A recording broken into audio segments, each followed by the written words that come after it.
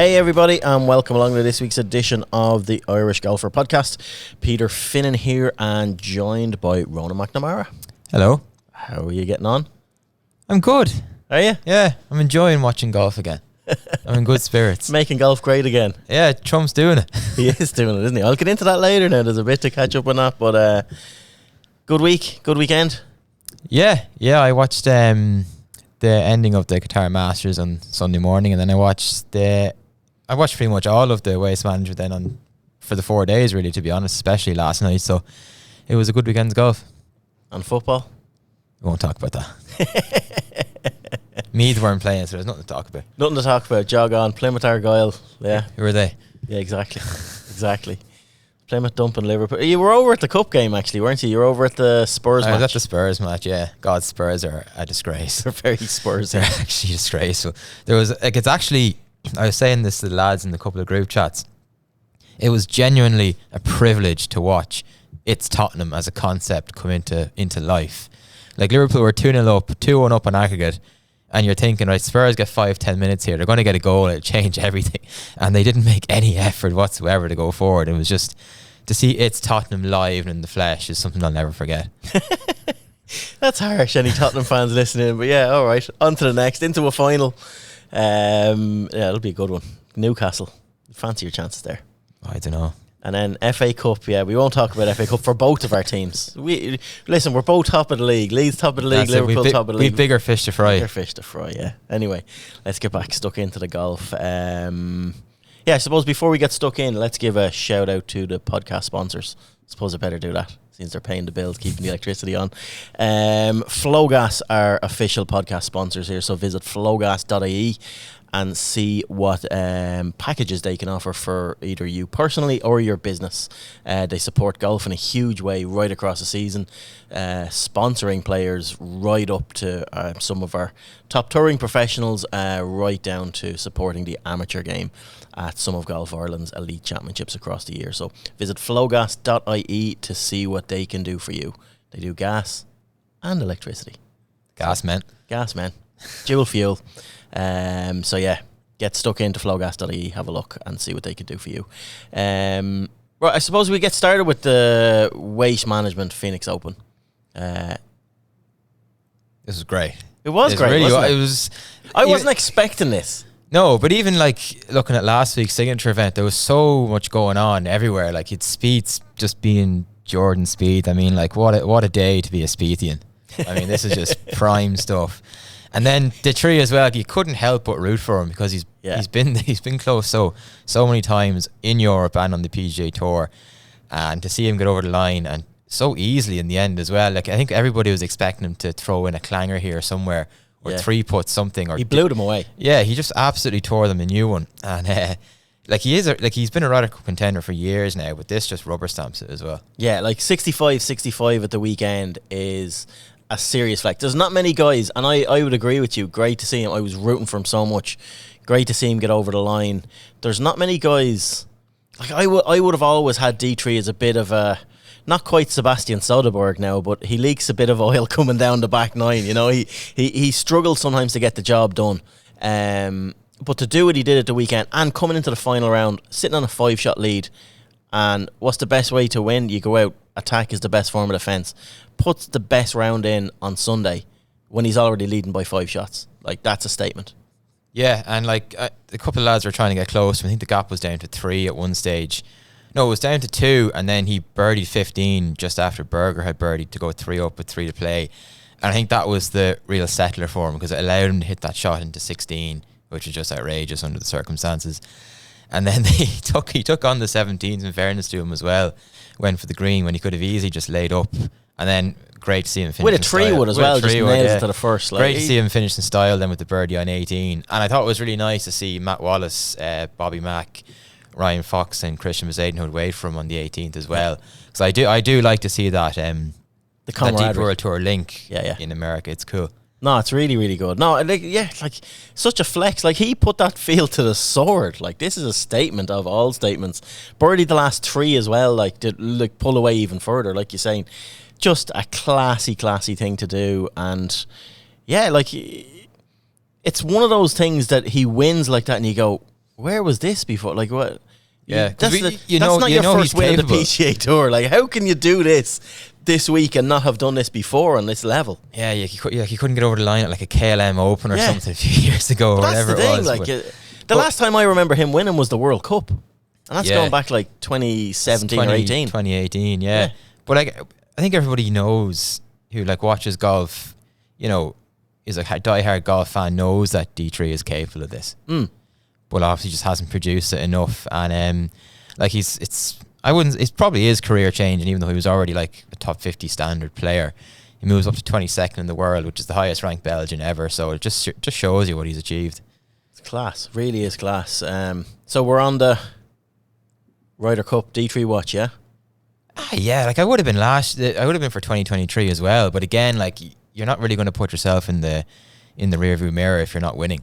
So now that he's won, he's definitely in with a shout. If he keeps any sort of form up like he's shown, like anywhere close to that across the year, he's going to be very hard. And like you said, Højgaard was the one that you'd have doubts over that was in the last team.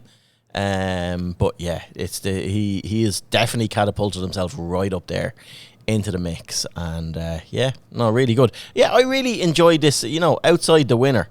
I really enjoyed this as an overall tournament. Very hard, like, for an event that's sandwiched in between two signature events to attract a field that is actually anyway different. And I think this is probably the only event on the PGA Tour that could do that and hold its own and stand on its own 2 feet and actually deliver a really, really good. And a lot of that's down to the golf course. I'm blown away, and I mentioned this a couple of times over the last few weeks I do watch a lot of golf tournaments for the golf course, and this course always stood out to me as risk reward, just a very, very tough place to play golf, but rewarding. It's just the shape of it, how firm it is. It's in the desert.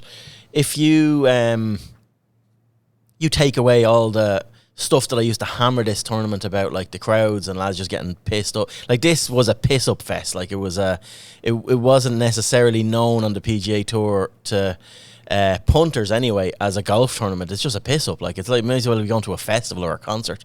But they've toned that down a lot this year. Bar the par 3, Emiliano Grillo, they still went mental when that went in. But that's allowed. That's what you want. Yeah, that's what you want. But yeah, this golf course just it stood out to me as a proper. And when you see the level of players that assemble at the top, they're ball strikers, they're artists. They're not like, when you've Jordan Spieth, like you're saying, up there, Detry up there, Justin Thomas, guys like that actually, shape their shots. Bezadenhout, they're not. It's not bombers. Like it's not absolute bombers. Even Bob McIntyre got a look in. Guys that can shape it left, right, work things around. And the course set up this week and how it was presented and the test, like the risk reward test of it was, it's to be definite hat tip on. Like it. The difference in nines as well. I know, like, you're going from one extreme to another. Like, looking at someone like Scotty Scheffler. Again, Scheffler's getting the reps in. One of few top 10 players in the world that actually teed up at this event because he's trying to get the reps in between those two Siggies. But, like, on Sunday, you look at his round. 31 out. Birdied 4 the first 5 holes. 41 home. Like, this course can do that to you. Yeah, and I love how they got the greens like firm from the outset as well, because I know 24 under can look like a low scoring round, but it really wasn't that kind of tournament. And you're right, like it is a tournament that doesn't need to be a signature event, even though it has been in the past. But it's still like you're getting Scotty Scheffler, Justin Thomas, Jordan Spieth, Matsuyama. I'm sure I'm leaving out a couple more. Like that's a good solid PGA Tour field that you sit down and watch. Leaving out Berger. Well. I don't know why. I was texting my brother this last night. I don't even know why I hate the man. I just hate him. I don't know what he did wrong to me. He's wronged me in some way, but I absolutely despise even the look of him. I don't know what it is. There's something about him. Him and Sam Burns just rubbed me up the wrong way. I just have this like inner hatred to a man that I've never met in my life, really. And I've no reason to hate him. I just can't. I can't warm to him at all. And when he was getting close to Detry at one stage, I was like, oh no, anyone bar him. And then Bob Mack was coming. I was going to go, oh no, Flower Scotland. I was up going there. And then no. Then thank God Detry pulled away. But yeah, there's something. I don't know, he must have said something at a Ryder Cup or something in the past, or did something to rub me up the wrong way, and I'm glad you're the same. I know he went up against Harrington at the Honda Classic in 2015. I remember that, yeah. I think there was but Harrington done him on a par 3 in the playoff, like spot welded something to 2 or 3 feet, I remember, and Berger went into the front bunker, I remember that. Didn't he have a row with Victor Hovland at the Players a few years ago? Did he? About like taking a drop or something. Yeah, he could have, but yeah. He's on my shit list anyway for some reason. I can't work out why, but I'm glad it's not just me. But yeah, no, there was some good players. Like, you know, you've Berger up there, Spieth, JT. Did you see Spieth's par? Kim, yeah, it was phenomenal. With the backwards putter from the... I thought he stuck it behind the second tree when he did it, when he's like, but that's classic Jordo, isn't it? That is Spieth to a T. 26 handicappers around the world were just rejoicing at the sight of that. So good. But that's... like... I was a bit on the fence of him getting an sponsor's invite into the Genesis this week, but when you see him back in full flow like that, you can't but. And like, I'm not the biggest fan of that frat boy clique that they're all in, but Spieth is a little bit of the outlier that I let go from time to time because he is so relatable with shit like that. He is so good. So yeah, long may it continue. Yeah, and like... You just don't know what he's going to come out into Genesis and do. That's the thing. Like, he could easily contend again. It's great to see him back after injury, actually getting in the mix and getting back to what we know he can do. You know, it is nice to see. Yeah, kept it interesting anyway. He's so entertaining. So it was good. Yeah, there's so many angles on this tournament to look at. You know, Seamus Power actually from our own angle anyway. Not the greatest of weeks. No, but. Not the still, worst, like, you know. Momentum. Yeah, and it's just good to see him hopefully back. He's in this week, yeah. He's in this week. So it's good to see him back, hopefully injury-free, and, you know, just getting some sort of run of form together, because he hasn't really had that for about 18 months or so. Yeah. Big standout for me was Billy Foster on comms. I had the commentary muted, unfortunately. Oh, did you? Oh, yeah. You missed out big time. Billy Foster was he was just lamping the Leeds United comments in every day. He was marching on together here, going for promotion. He said he was going to throw Fitzy in a lake at some stage if he didn't show up at Sheffield United. Going on about the bin men. He loved being a bin man. The caddies dressed as bin men. Then at one stage, I think it was Berger on 14, took on a pin like by pure accident and stuck it down and short-sighted himself. And, like, out of the blue, Billy Foster just comes out, what a muppet. Why is he hitting it down there? Like, that was definitely an accident, but he's a muppet for even going near that. And I was just like, just really down-to-earth, witty, funny. Nice to have something different on the commentary with Sky. And he was kind of in between the US feed coming in. So, yeah, I love a bit of Billy Foster. But, yeah, it was just a really, really refreshing event to watch, and yeah, it leaves me with a really good taste. And like you said, the golf season feels as though it's in full flow now. We've weekly proper stuff to talk about, get stuck into ups, downs, new players coming through. It's an event with a cut as well, which is big. We'll get onto that now in a second. Doesn't happen every day. Doesn't happen every day, you know. A bit of jeopardy. You've never done anyone any harm, but yeah, great to see. Yeah, I absolutely agree. Yeah, a good couple of weeks so far. Yeah, and like we said, they got the crowd calmed down a little bit this week, so that does add a lot to this event when it's not like just a shit show. Couple of things that are happening around this. We just mentioned cut and jeopardy and things like that. So the drama of a cut is a lot, because I know you were, because we were in the WhatsApp group. You know, on Friday, there's very little reason to watch professional golf unless you have to, or you're just an anorak like us. Friday golf is cut golf, is jeopardy, is lads, there's something on the line, there's stuff happening. That's just what stood this out to anything else I've seen this year, you know. Luke Clanton. Yeah. Like, this was so good. This was a great one. Like, they actually should be a cut cam. There used to be a cut cam, but this was great. Now, I actually didn't get to stay up for all of it, so I actually missed his putt on the 18th. Oh, it wasn't the putt, it was the wedge shot. I was there, like, I was watching the eagle putt on the 14th or 15th that he left short. And I'm like, oh, man. Like, literally just on the left. Like, that was it. Yeah. This was a great watch, though, because he was nowhere, like, going into the back nine, and then he birdied the 11th. and he starts fist pumping, and he's like 3 or 4 shots below the cut mark. And I'm just like, this is great. For anyone that doesn't know, Luke Lanton is an amateur still in the collegiate system. He needs to make one cut on the PGA Tour to actually get his tour card as part of their collegiate succession thing that they have going on, that you win. And it was really, really good. I was glued to it. Like, it was so good to watch. And I know you were seriously following along the whole way as well. So yeah, I'm into that. Like, and it just the jeopardy of the cut and what it meant. And like, he gave a great interview afterwards as well, saying, you know, that just wasn't my time. My time is very close. He has another chance at the Valspar. He's in that field again. Like, I think he's played 12 PGA Tour events at this stage, which is mad. He got so many top fives. Yeah, he's proper finishes. He's 1, 2, 3 top fives, and 2 of them are runners up, and then he's another top 10. Like, it's crazy, isn't it? No money. No money yet. Like, you put all that down onto paper, that's a couple of $1 million right there. But yeah, he knows his time will come. Gave a great interview, but yeah, the jeopardy of a cut of that traditional way. He played in the same group with Nick Dunlap, who came through the same system and won. And Dunlap actually birdied the last to make the cut. So like, they were in, and Justin Thomas was in the same group as well. It was just great to watch. And like, all that stuff around the cut, there was so much stuff. Hideki Matsuyama was another one on the bubble, on the cut, man. Like, snap hooked his drive off the 18th into a lake. Yeah. And they stood there it took them about 10 minutes now. It was a bit of a dodgy drop to get the line, to get this, that, and the other. He made the cut in the number and then ended up finishing top 25. Like, that the jeopardy of the cut cannot be understated in stuff like this. And yeah, I'm all for it. It was really good. Like, there's lots of storylines around that, as well as having a cut. The meritocracy that is, like, I'm a big Live fan, but I'm not having a go at Live Golf by saying this, but the meritocracy that is the PGA Tour and the qualification, those laid out plans of how to get into events, how to actually grind your way into events and play your way into events. Monday qualifying, that was the last Monday qualifying for the Waste Management Felix Open.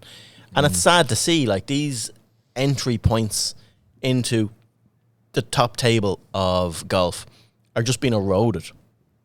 And it's going to harm the game long term. Like, our own David Carey over the last 2 years has used this, rather than spending his money on Alps and trying to go that sort of route. He has gone over and spent money and invested in Monday qualifying, and it worked for him twice. He got into 2 events in the last 2 years. Yeah, and like, it was a proper way of doing it. But in fields getting smaller and the PGA Tour's race to cut fields from 2026 on, there are 7 events that are now being clipped to having no Monday qualifiers. Like, there's just the amount of players that this was a hook to. I'm one step away from the biggest week of my career to try, and it's just a platform, you know. Like, I was looking at stats. So the Sony Open in Hawaii is another one to go, and this week's Waste Management Phoenix Open. Have a guess. So they had 8 pre-qualifiers for those 2 events. All right? Have a guess how many players tried to pre-qualify for those events. Just those 2 events. Out of the 8 qualifiers for each event? Well, they had 8 pre-qualifiers, yeah. No, not for each, in total.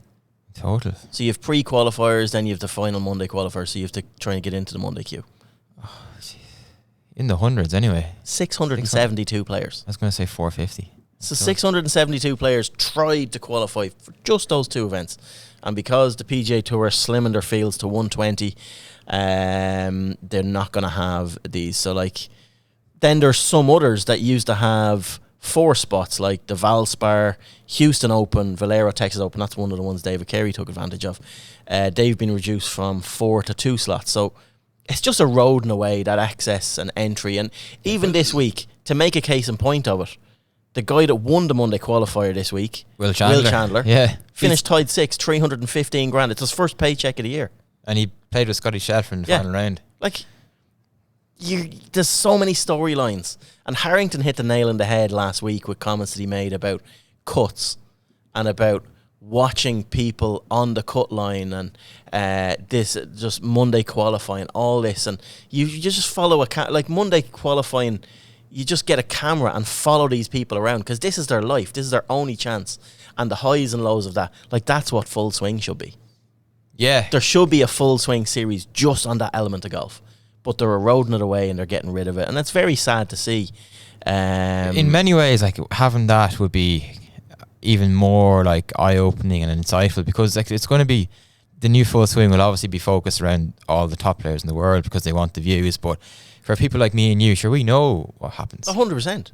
It's nothing new for us, whereas you never see any lads like, no, you never see the emotion of somebody who's missed the cut by one or who's made the cut on the number. You never see what happens behind the scenes there. And talking to them afterwards and sitting down with them, like who sat down with Luke Clanton after his round? And like the disappointment of coming within a shot of securing your card, knowing that it's worth millions of that it changes life. Now it is going to happen for him, but other guys then, the elation of that life changing for Will Chandler. Yeah, and like I think Harrington, he spoke about it over the weekend, but I think even before that, a few weeks back, he made a point that like Monday qualifiers should be put in like, get a dream draw or something like that. 100%. Like a dream group, which I agree with now as well. A headline group. No, it's. But like, there's been 5 Monday qualifiers who've won actually on the PGA Tour, but one of them was Corey Connors in 2019, and look what's happened to him since. Yeah. No, it's sad to see it being eroded. It's happening. There's nothing we can do about it now. But yeah, Donald Trump's going to sort it all out eventually. We'll get to Donald Trump soon. This be another thing. Getting rid of the Monday qualifiers wouldn't happen if I was in the office. It wouldn't happen. Now, this is a Biden problem. Yeah, the Democrats did this. This happened under their watch. It did, actually. It did. Sleepy Joe let this happen. All right. We're getting all political on it now. Make golf great again. Come on, Don. Right. Live Golf. Speaking of Trump, the man who's bringing it all back together again. I really enjoyed this. I know I like you and 11,999 other people. But it's bullshit now. I'm not even going to buy into that. Like, this is not, like, it's in Riyadh. I don't know how many people live in Riyadh or how many golf fans live in Riyadh, but there was a fair chunk of this. There was a lot watching it. It's irrelevant anyway, because like what this is dressed up for is the, like, what's class what Liv have captured, I think, is that sort of 10-12 minute proper highlights reel that's live 10-15 minutes after every round is done, that you can just watch and it's like a binge. You know exactly what's happening. It's all action. It's all go. But night golf, Live Golf Riyadh. What did you think of night golf? Yeah, like it's cool. Like I do. Different. It is different. It's one of those things where I wouldn't like it every week, but every now and again. Neither would the players. No, neither would the players. Now, to be fair, yeah. But ShotLink looked class on it. Yeah, it's just a good looking product. It was weird though. Like didn't see many putts going in. The greens looked a lot. Very bobbly for that time in the evening, which is something I think that is maybe to be expected because it does happen on the PGA Tour as well late in the day. So, but no, like if they had another night golf in a few weeks' time, I think it would go well again. Yeah, I think they'll do this every year now by the looks of it. But they're in Adelaide this week, which again, then we'll judge it on crowds. Like there'll be 6 billion people. Is night golf the new match play?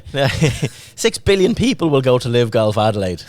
Like it's crazy the how they go from the warm-up week in Riyadh to literally they're like the Beatles going down there to Adelaide. Like this, it will be class to watch. But no, I really enjoyed this tournament. I agree with you. The night golf was a bit. I know talking to Tom McKibben's crew last week, like he even changed his putter going into this. He'd probably have his old putter back now going into Adelaide, but changed his putter around because he couldn't see it properly in the dark under the lights.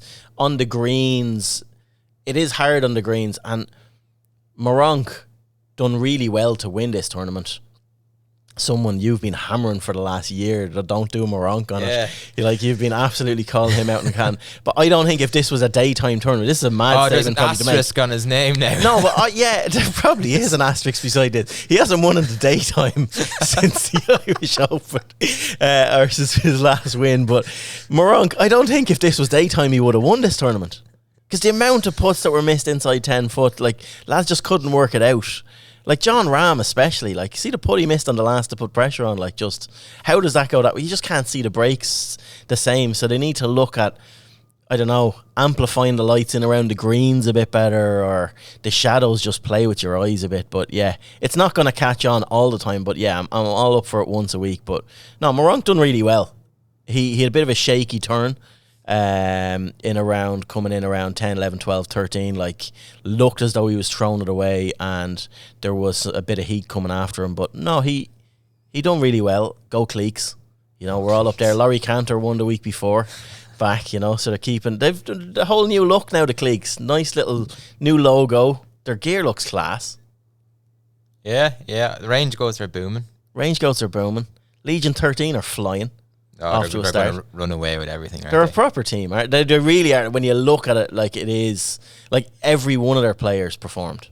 But every one of their players is in their prime, if not close to it as well. Yeah. Like you look through the other ones, it's like, yeah, journeyman, old fella, good player, and that's pretty much the makeup of most of the other teams. Yeah, no, I agree with that. Like, but as an overall, if anyone hasn't watched this, do look up the things on YouTube, have a look, have a see. It's on ITV now as well, if you get ITV in your Skybox. I don't know what the crack is with that, Virgin Media, like they take Coronation Street and crap like that off ITV. Yeah, Premier and Sports, everything else. Premier Sports take the FA Cup off them as well. Yeah, so why... I probably still won't watch it, but still, like... You've no reason to watch it now. FA Cup. No. Sorry. Had to get that dig in there again. But yeah, the production value was upped again, I think, for the start of the season. The graphics look really fresh and good, and just how this moved. So, but it's not getting the viewership. Yeah, it's not. I don't know why. It's still... We'll get into that a little bit later, and like I've stuff on my heroes and villains I want to get off my chest about that. But yeah, I think, again, this is their fourth season. Has it evolved from year one to now? Absolutely. Ah, yeah. Has it evolved this year already after one event since it was last year? As someone that watches a lot of it, yes, absolutely. They're just getting better and better and better and better. And I did see Jamie Corrigan, one of our journalistic peers from the UK, having a little swipe at it. When will our Yank colleagues understand that this is not going away?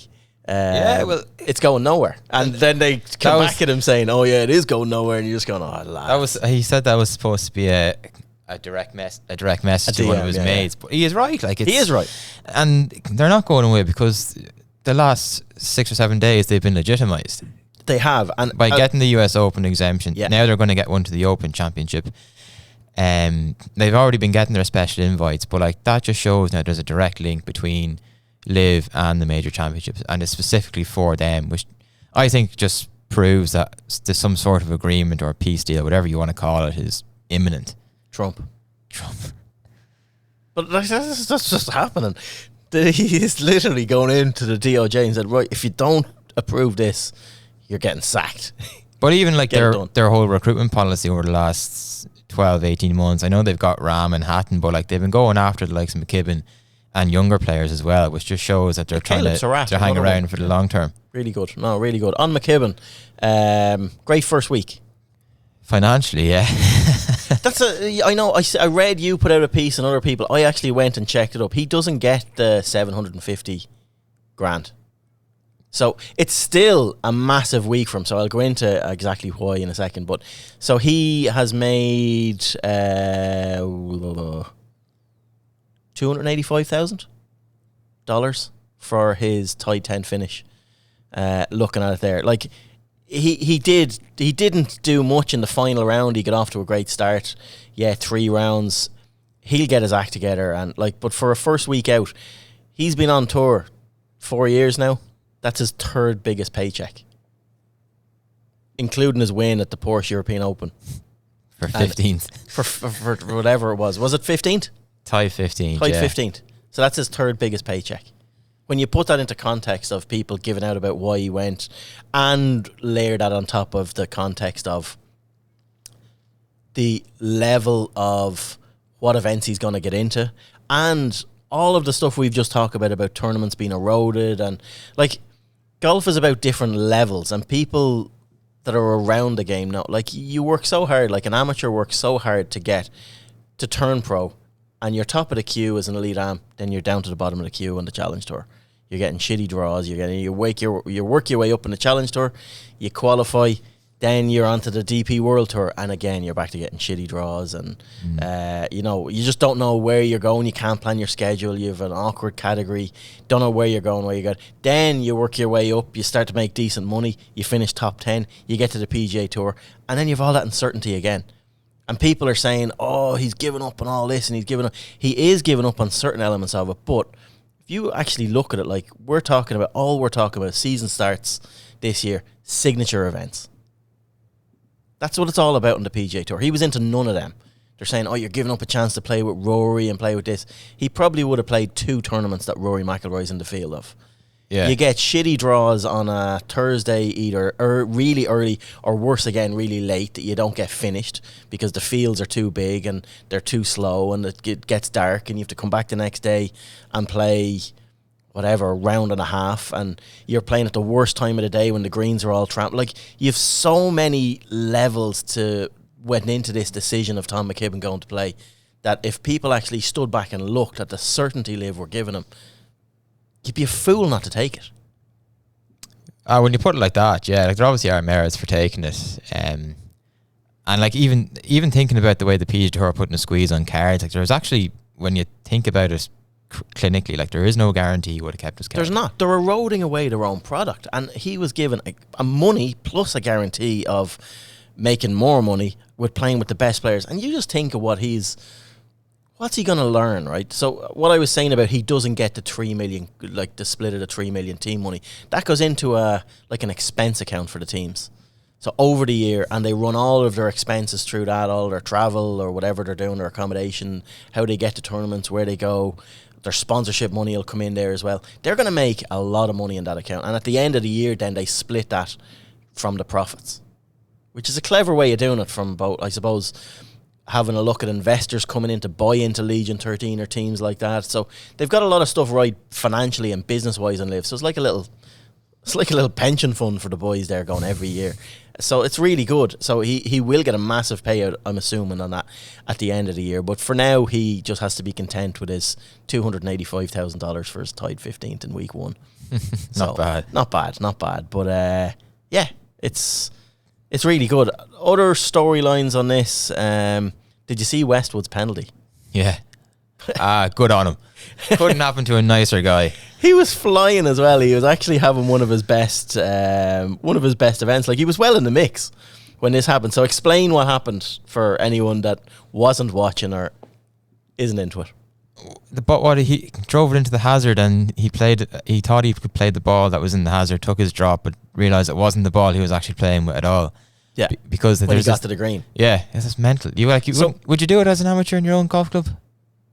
Did you see the actual size of the hazard? So it's dark. So it's a little stream going to the left of the fairway. So you couldn't miss the ball. You could see there was only one ball there. He thought it was his. Caddie picked it. It was obviously a Titleist. He plays a Titleist. It was another Titleist. But it was a different brand of Titleist. It wasn't his, whatever, left dash or whatever he's using. And so he just seen Titleist on it, dropped it, like Caddie cleaned it, gave him the ball. There it is. No questions asked. Hits it into the green. And then realises when he put out and he picked it up. So when he was putting, whatever alignment he uses on his ball, obviously wasn't there, and it was like, not only was it a different ball, it was a different model. So yeah, he was penalised a shot for it, but it rattled him as well. He bogeyed the next couple of holes. It was just one of those bizarre things, and like, he was right to be penalised. He did play the wrong ball, but how you can just not identify it properly, like, is his own fault. Totally is. But like, yeah, these things, that's an old rule. Like, I'll give you a funny story. Like, I don't know whether I should or I shouldn't tell you this story, but I will anyway. Why? What did you do? I didn't do it. No. So like, I caddying back in the day. I did a lot of caddying. Obviously, that's how I get into golf. And again, I'll get into a little story on that later on. But caddying, I did a bit of professional caddying as well in around sort of 99 to 2002, before I get into golf media and what I'm doing now, and started off on that. So I caddied in the Smurfit European Open, which was one of the last professional tournaments I actually properly did like that. Caddied for Ronan Rafferty in 2002. Opened up first day with a 78. Shocking. Just that was your fault. Yeah, wasn't making the cut. Like, didn't want to be there. Comes out the next day, is already talking about flights, about wanting to get out. Like, he'd a flight to Heathrow, whatever, lunchtime.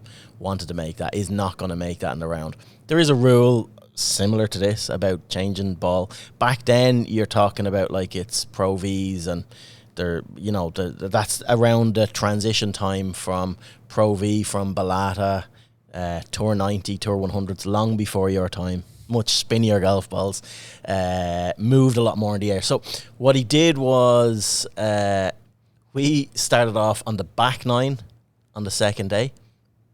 He played like 6 or 7 holes, so we got to what is the 16th at the K Club, Michael's favourite it's called. It has all the water around, and he asked for a different ball on. He threw the ball that he was using. I went to the bag, ruffled around, picked out on purpose, I think, a different ball, different compression ball, different everything from what he was using the whole way, and teed up with that, played out the hole, put out, went on, teed off in the next, did the same, put out, and then just said to his playing partners, like funny enough, we were standing on the 18th tee box about to go back up to the clubhouse. I made a ball switch. Like, he declared he was changing his ball back on the 16th tee, but then said, I've played a different compression ball, different thing, so can you call for a referee? He knew exactly he was getting DQ'd for that. So he had a perfectly legitimate way to head off and get out of Dodge early for his earlier flight that he was able to transfer to, knowing he's not making a cut and he just didn't want to be there. That's mental. That is a mad... That's clever, though. Yeah, it's clever. It's probably a bit cruel. Now, I shouldn't be divulging stuff like that, but yeah, throwing the man under the bus. But yeah, he did that, and like, it was very clear to me what he did and why he did it. But yeah, it's just one of those things, but it's a rule, yeah, he used to his advantage. But yeah, Lee Westwood should know better. So should Ronan Rafferty. Yeah. Anything else on Live? No. I probably will watch more of it if McKibben's in contention now, is probably all I'll say on it. Yeah. But he will be too. I hope so, yeah. I know, he definitely will. So I have to get myself some of that Legion 13 gear. Oh, that Grace and stuff. Did you see, like, it looks really good. It is. The hoodies they were wearing the other night. I went and I had a look on the Grayson website afterwards. I must hit Tom up directly. Here, Tom, send me a bit of merch there, will you? For a hoodie, €305 for a hoodie. That's bonkers for stuff. But yeah, anyway, on to the next. Right, let's just do a roundup of other stuff. They're the two main events. So where should we go next? LET is probably the biggest storyline from us from an Irish point of view. Yeah, so Lauren Walsh finished tied fourth in Morocco with 5 Irish girls playing this, and she was fourth on 7 under, set the clubhouse lead with a final round 68, just 2 shots behind the winner, Cara Gaynor. So she picked up just over 18 grand for her troubles. But this was a good week overall from an Irish point of view. So we had 4 rookies playing, and they all made the cut. We 3 rookies playing, they all made the cut. And then Olivia Haffey made the cut as well, and Lauren Walsh obviously went close to winning. Sarah Byrne was in contention going to the final round and shot a final round of 77, unfortunately, to drift down to 24th.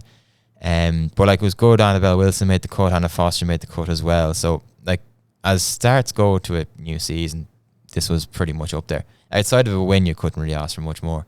Just to make, like, for them all to make the cut, what was really refreshing for me was on Friday, I don't know where I was driving, could be driving back from the office here or something, and RTE Sports, you know, you get the usual bulletins of this, that and the other, and it was just all the golf bulletin was all about the women. Yeah. And I'd never heard RTE Sports call out like Annabelle Wilson. Or, I've never heard them. And they're going through the 5 of them, 5 Irish women playing in the LET this week. They've all made the cut, and Annabelle Wilson's this, and Lauren Walsh is a few shots off the lead. Sarah Byrne is, and I just thought it was class, because we've followed these girls for years. You cover it week in, week out, going through stuff. And you kind of have that sense of pride that, yeah, this is brilliant. Like, these really are starting to perform on a global stage here now and spread their wings and get out there and mix it in these tournaments. And we're so lucky that we have such depth now on the LET, and that hopefully should feed up to LPGA over the next couple of years as well. Yeah, absolutely. Like, we're going to have 4 or 5 girls playing week in, week out in Europe. So definitely those bulletins will most likely be packed with how the girls are getting on the LET. Because you do hear about Leona Maguire a lot as well, but that's usually it. Yeah. You never hear about anybody else. So it's great to see, even for like the European Tour in general itself, getting a bit of recognition as well. No, it's really good. I seen, so the legends were down there as well, in Morocco. Harrington was down there, and they're playing the same golf course as well. He reached out to them, and they met up a few nights for dinner and everything as a group.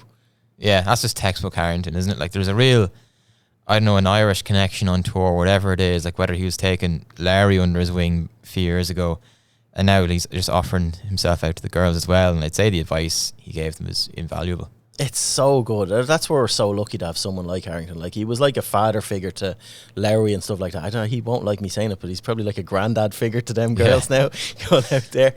But such to have that experience out there, and to like the excitement of meeting up with him properly, getting advice, doing, like, it's so cool. It is so cool what they're being exposed to, and just for him to go out of his way and do stuff like that, like, he just take it with a pinch of salt and say, "Oh yeah, sure, we're both in Morocco, might as well, why not?" Yeah. But like, there's not many would give up their time in that way for something that's totally different, and do what he did. So yeah, more power to him. Fair play.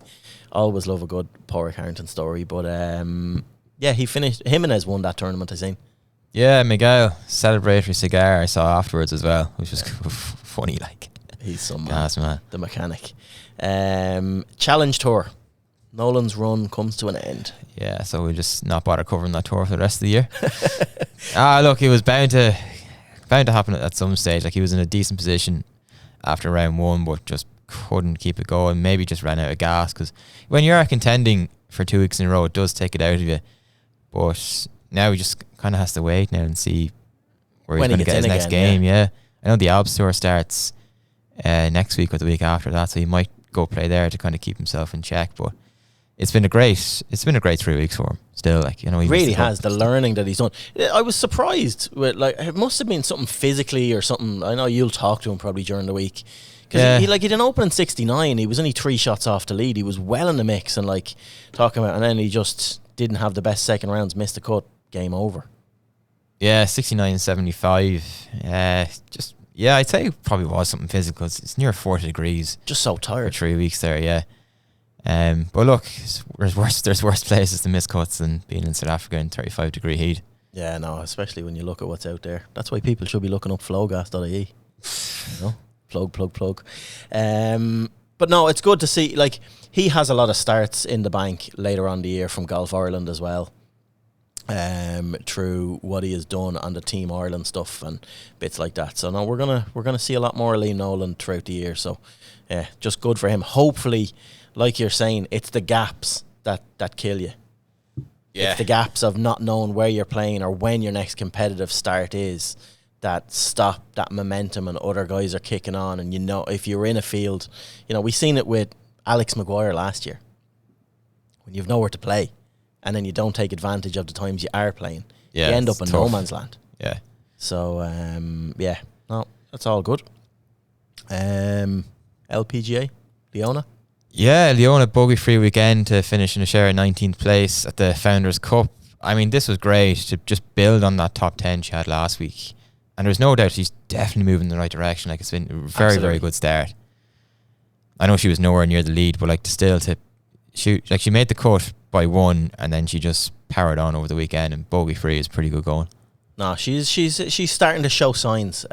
Show signs that, you know, she is finding something. You know, she's just working so hard, grinding just to try and find that missing bit that she thinks she needs just to take her back to the level she was at. So, no, it's good to see. It's all about momentum, and she seems to be building slowly. Anything else on Roundup you want to hit on? Lee Hao Tong. What a win. It was good. It was good viewing as well, actually. I watched the last 5 holes of it. Just the way he's so emotional, you think he's one shot from just collapsing and throwing it all away. Is it Lee Hao Tong or Hao Tong Lee? I'm always Hao Tong Lee. Either or, I suppose. Doesn't really matter. But like, he picked up his 4th win on the... That's borderline racist what you just said. That's not We let you away with it. He picked up his 4th win on the DP World Tour, winning by a shot. I mean, what a way to do it, though. Like, birdie in the last. It was unreal. Yeah, no, well, it was a good tournament to watch. The Middle East swing has been really exciting this year in the DP World Tour. Has been good. Yeah, I didn't like, so Haotong Lee was up there, sort of took the lead for the first time on the Saturday when I was watching it. I was more Robinson Thompson, I thought, given his last few weeks. I've seen a lot of stuff coming out. Like Shrixon have been off to an unbelievable start as a manufacturer to the season, winning on both tours and just really good finishes. And I'd seen some of the content that they'd pushed out on their social channels with Robinson Thompson, and yeah, I really like the cut of him. Really good guy, down to earth, doing his talking with his golf clubs. Yeah, I was surprised he didn't go through the finish line and break the tape first. But Haotong Lee as a storyline and as someone that's been knocking on the door for donkey's years around golf and has seen highs and lows and stuff like that. Really nice to see him get another win in the DP World Tour. Yeah, he was close to giving up the game a couple of years ago as well. So it just shows you, like, he's actually a great character as well. Like, there's a reel of all his like reactions to shots over the 4 days, and he's just non-stop barking at the golf ball. Yeah, it's great. No, he is. And then the way he celebrated on the 18th green was class. Yeah. No, it was a really good tournament. And Conor Purcell showing some signs as well, talking about momentum from other Irish players. Yeah, made the cut, 71, 72, 70 and 74. Probably disappointing Sunday for him, but like still, just to play 4 rounds is no harm, and hopefully he can do it again in Kenya this week. Yeah, he'd be disappointed with the 74 in the final round because he had a chance to break into the top 20 with something in around like 1 or 2 under, like anything like he'd done the previous 3 days would have got him into the top 20. But yeah, he's again shown signs. Anything else in roundup? No, I think that's pretty much it. Slievenamon. Yeah. R.I.P. Slievenamon.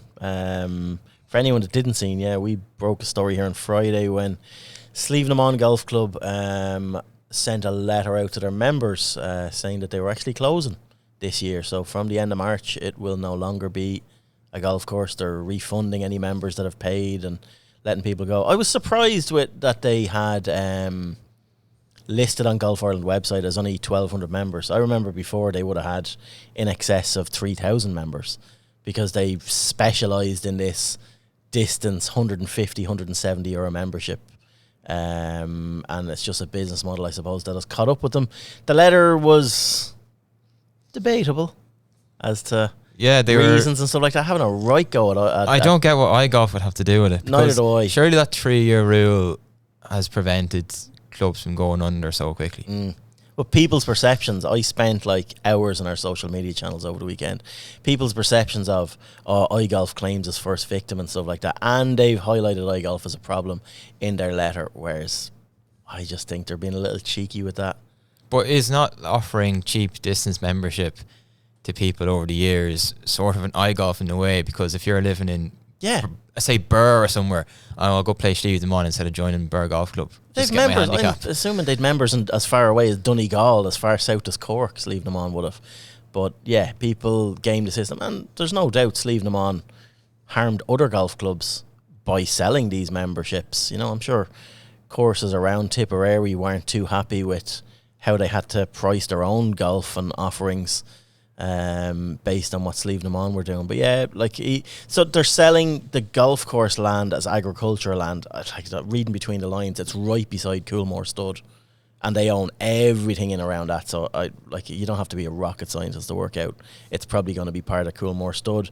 They're keeping the adventure centre. Yeah, the adventure centre, like a kids' adventure park. So it's a business decision they're making it on. They're making more money off the adventure side. Golf was a big expense.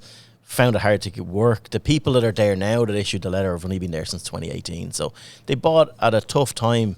Probably didn't get many subsidies throughout COVID because it's a privately owned place, not a members club. So very hard to attract anything in, and obviously dwindling membership numbers. So yeah. But yeah, the iGolf stuff was, it was a cheap shot. It was easy. It's very easy for them, and I know for a fact, like, I'm by no means a spokesperson for iGolf, but I can see the merits of it. But for people to be jumping on this straight out the gate was, it's a bit.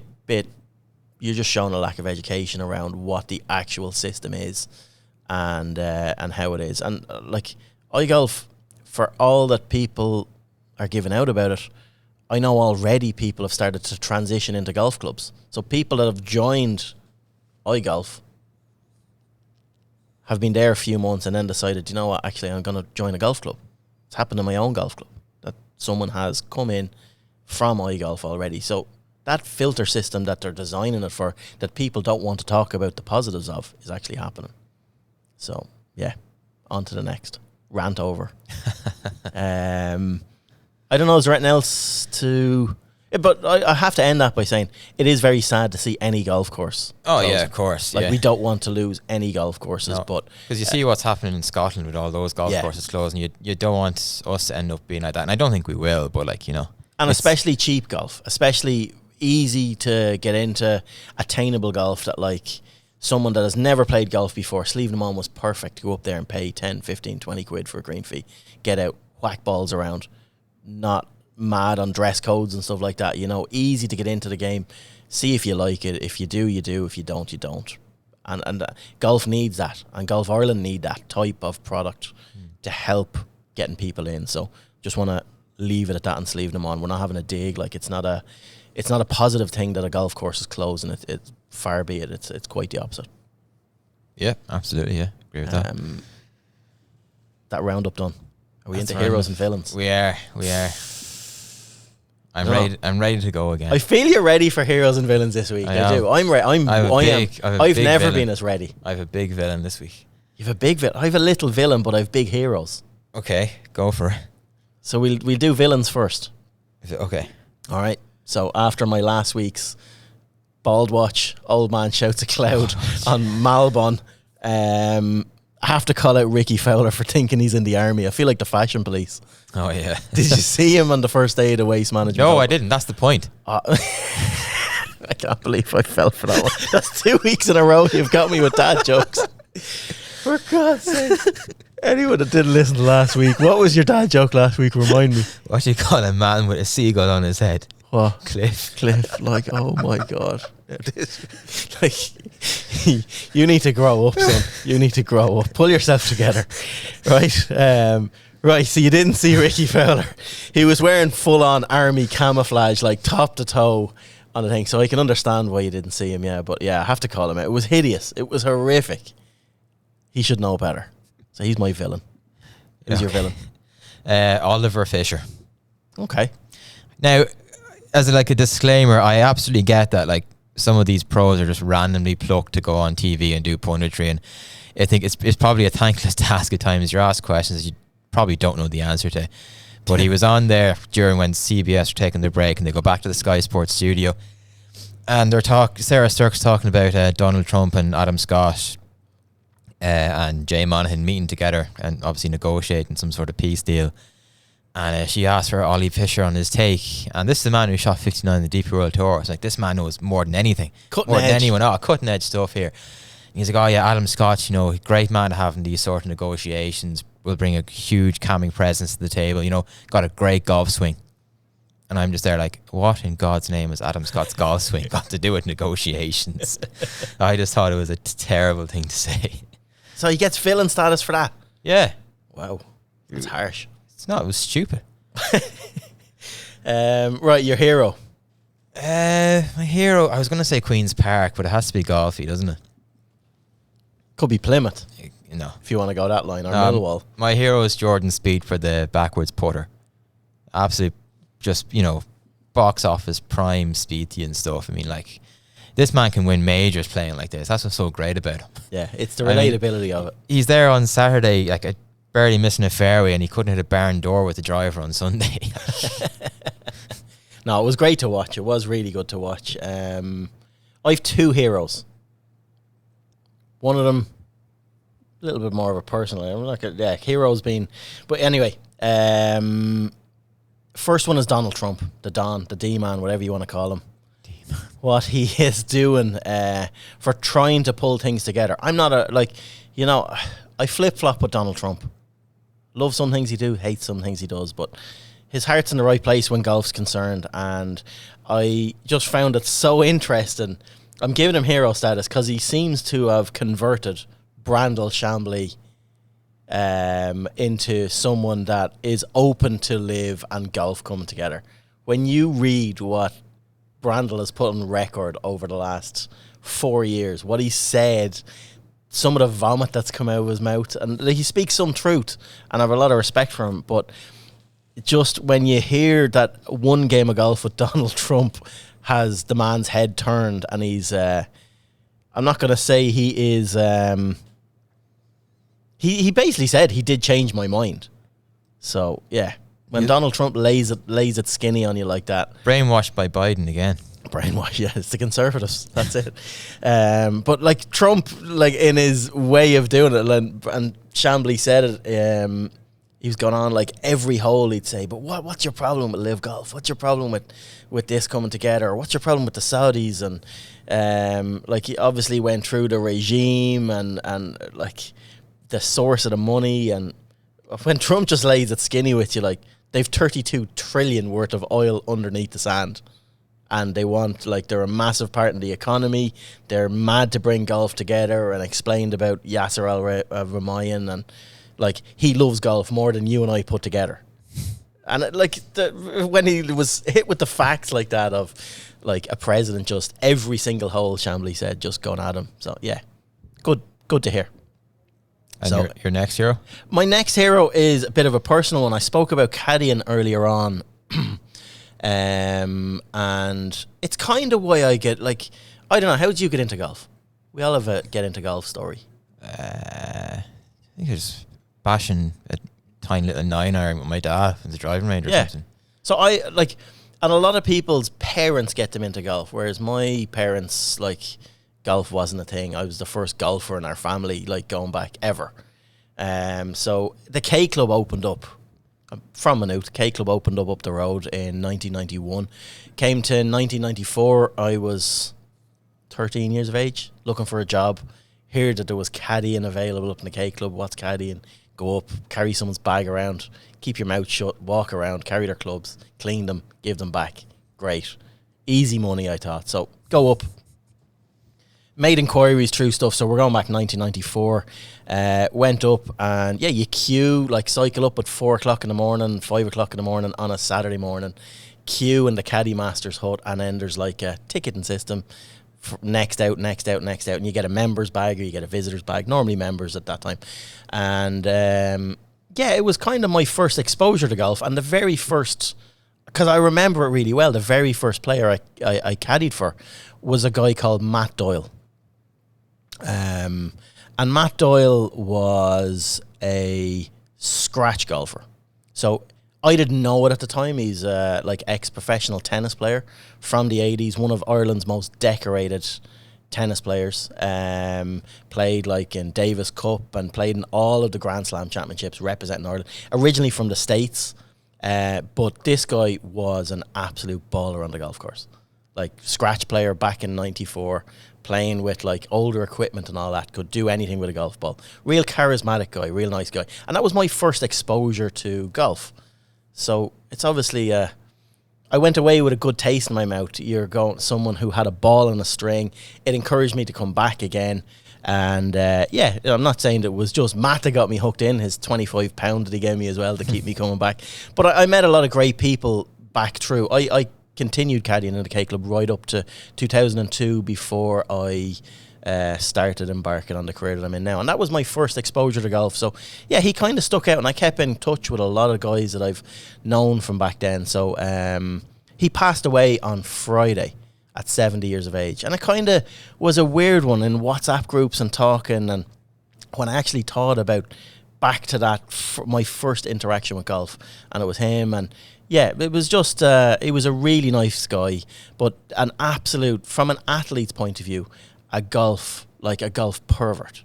Like, from his, he was offered like scholarships at Yale for both golf and tennis. He was that good at both, which is, he's just one of these pick anything. But I always remember, like, at the K Club at that time, he would like, I'd say he was a greenkeeper's nightmare. I'd say he wrecked Jerry Byrne's head up in the K Club. He would play golf 7 to 10 times a week easy, and would literally plough the driving range out of it in between. He was just an athlete.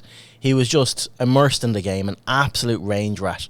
And it was sad to see of his passing and read about it over the weekend. He was just a nice guy. He was just a back in those days when I knew him. I haven't known or have any interaction with him over the last 10, 15 years. But yeah, it was interesting. An interesting guy. And I remember him, like, little things that he'd say. I remember him saying before about the amount of golf he played and the time always at the K Club.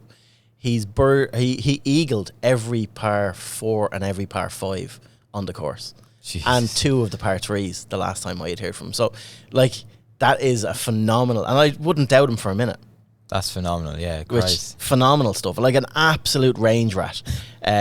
So yeah, he passed away, so rest in peace, Matt. And like, I know the K Club are really good at honouring their old members, and like even the first hole, on the old routing, the par 5 that goes away from the caddie's hut actually, and they've repositioned that tee box out near there where the caddy shack is. That first hole is called Mick Holly after an iconic member.